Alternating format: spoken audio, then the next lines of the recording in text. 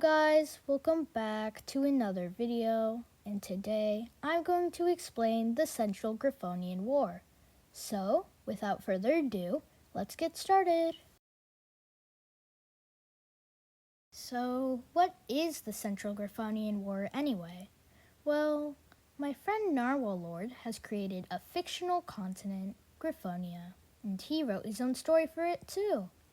He asked me to make a video on the lore of one of its wars, again, the Central Grifonian War, and that's pretty much it. So, be aware none of the actions or places described in this video ever even happened or existed. Now, let's take a deep dive into the three nations involved in this war, their names, and what was happening with them before this big conflict ever even happened. The first nation involved in this war I'm going to talk about is Apulia. Apulia has an alliance with Felinus, another nation involved in the war. Apulia was, and still is, trying to unite Grifonia under their nation. During this time, they were a strong and stable country. The second nation is Felinus. Felinus was a union of 3 island states, as seen here on the map. However, they weren't known for any good statuses. Their leaders made several unintelligent decisions, and their military was not modernized.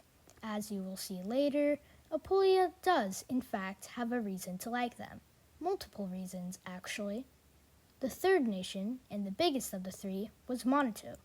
Monitu was an imperialist nation, and, like Apulia, was trying to bring together southern Grifonia under their rule. Monitu had extremely corrupt leaders, but their citizens never noticed and worshipped them anyway. Alright, now that's out of the way, let's get into the real deal.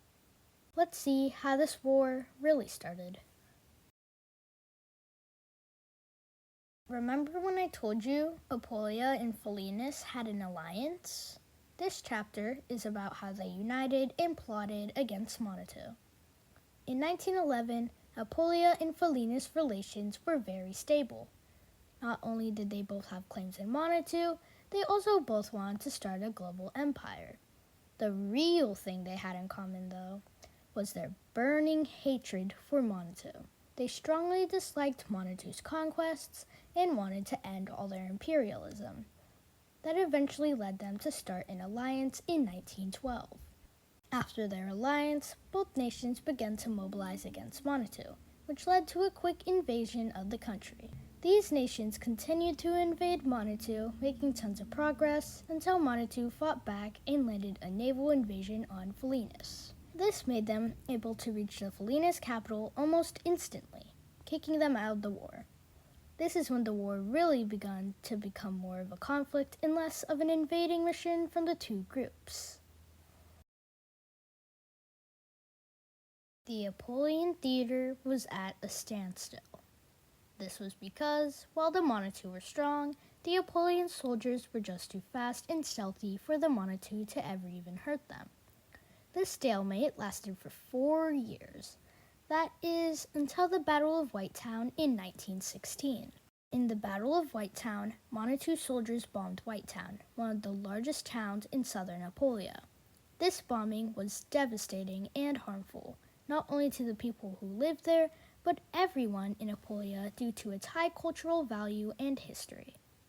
Monitu was able to take over the Apulian capital in 1916. The Apulian and Felinus nations have lost this battle and are now forced to sit at the feet of the Monitu. After the war, the Monitu took land from both Apulia and Felinus, changing the map from this in 1911 to this in 1916. As you can see, the Monitu took some land from Apulia near their borders and one of Felinus' islands. Both nations were devastated. Their anger against Monitu only increased, but at this point, they were too weak to do anything back to them. This ended regional dominance in Central Grifonia for Apulia. There was also a peace treaty signed by all 3 nations, officially establishing the borders between them. This was to assure no further war would occur. So, That was the entirety of the Central Grifonian War. Hope you enjoyed this video. Make sure to subscribe to me and Narwhal Lord. He will be linked in the description. And goodbye.